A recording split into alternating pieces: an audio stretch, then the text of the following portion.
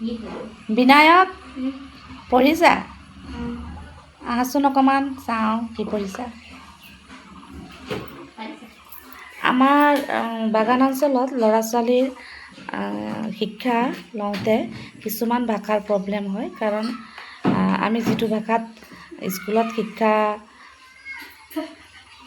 ঘৰত যিটো ঘৰুৱা ভাষাত কথা পাতোঁ সেই ভাষা তেওঁলোকে স্কুলতো কিছুমান প্ৰব্লেম হয় আৰু সেইকাৰণে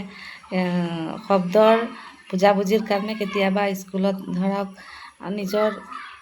শুদ্ধ উত্তৰ থাকিলেও ল'ৰাটোৰ প্ৰশ্ন উত্তৰটো ভুল বুলি আমি বিবেচনা কৰোঁ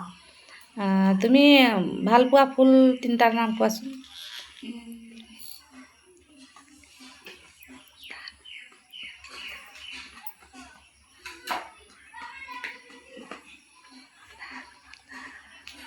মদাৰ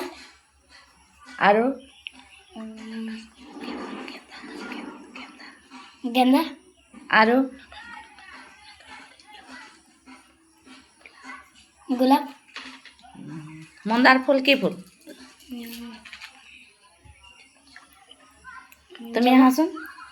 তুমি আহা তোমাৰ নাম কি নমস্কাৰ মোৰ নাম শ্ৰীমান শুভংকতাতি তুমি তুমি কোৱাচোন তুমি ভাল পোৱা তিনিটা ফুলৰ নাম কোৱা গোলাপ ফুল গেন্দা ফুল আৰু জবা ফুল জবা ফুল ন ঠিকে আছে তোমালোকৰ দুজনৰে শুদ্ধ হৈছে আৰু ফুলবিলাকৰ নাম আমি কেতিয়াবা মন্দাৰ ফুল বুলিও কওঁ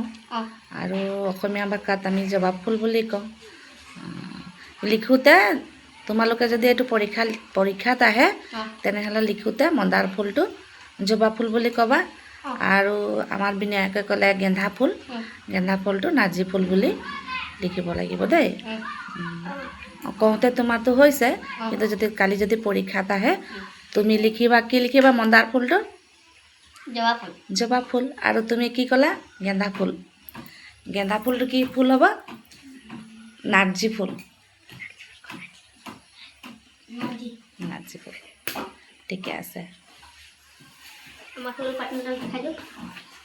এতিয়া কি পঢ়িবা ওলোৱা দেই